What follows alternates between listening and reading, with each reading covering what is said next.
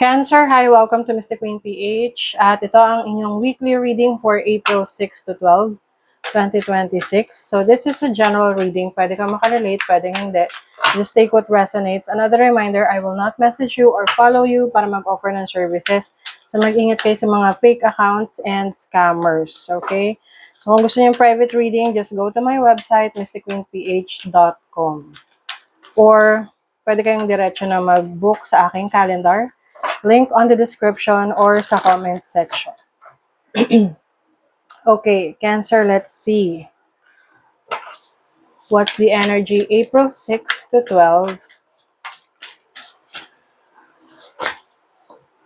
Self-love. O, ayan. Siyempre, focus sa inyong mga sarili. Practicing self-love, self-care. Maaring may bakasyon ngayong week na to o kaya naman pupunta kayo sa spa, magpapa-foot spa kayo, ganyan. So, anything that you will do para sa sarili mo. Okay? To take care of yourself. Let's see.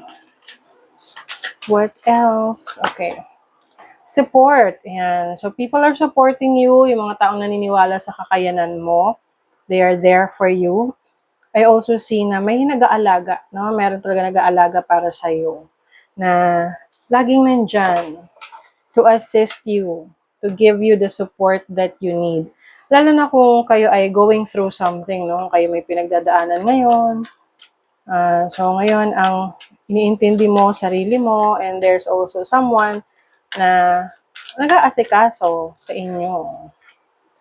Oh, you have the Five of Swords. Maaring magkaroon ng conflict, misunderstanding with someone. Pero I think you will be able to resolve the issue, the problem. So don't you worry. Some of you, pwedeng ito ay relationship sa ibang lugar, long distance, ganyan. Maari ring may opportunity for you to work sa ibang bansa or to try something new, no? Pagdating sa career path mo. Kasi merong accomplishment na dito. So may natapos. So ngayon, nandun ka na, papunta ka na sa bagong chapter ng buhay mo. You are now trying new things. You also have the Four of Pentacles. So this is financial stability. I think yung iba sa inyo, medyo natatakot, no, sa changes na nangyayari sa inyo. Some of you are starting, a new chapter of your life, like a new business, a new job, a new career, or status sa buhay. Like, for example, being a mother, or yung iba sa inyo, may responsibility kayo na binigay sa inyo ngayon. So, it's time to focus on your foundation, mas patatagin yung iyong pundasyon. So, yun yung focus mo rin ngayong week na to. You also have the Queen of Swords. So, this is being logical, intellectual. Mas mature ka ngayon pagdating sa decision making, and also maingat ka na rin sa mga binibitawan mong salita. Na para makaiwas ka sa conflict. You have the Ace of Wands, which is new opportunities, new beginnings for expansion, or this can be a creative idea for you. You have the Tower, unexpected, no? So, merong unexpected change in your situation. Pwedeng sa living condition or sa workplace mo, na kailangan spontaneous ka, yung tipong hindi ka magtatagal sa pagbabago na yan. Ibig sabihin is, halimbawa, nawalan ka ng work. So, kung nawalan ka ng work, hindi mo hayaan na wala kang trabaho for the rest of the week. So, you will move forward. Meron kang mga susubukang bagong sources of income, like mag-a-apply ka. So, kumbaga, hindi mo siya tatambayan, no? Hindi mo tatambayan yung problema.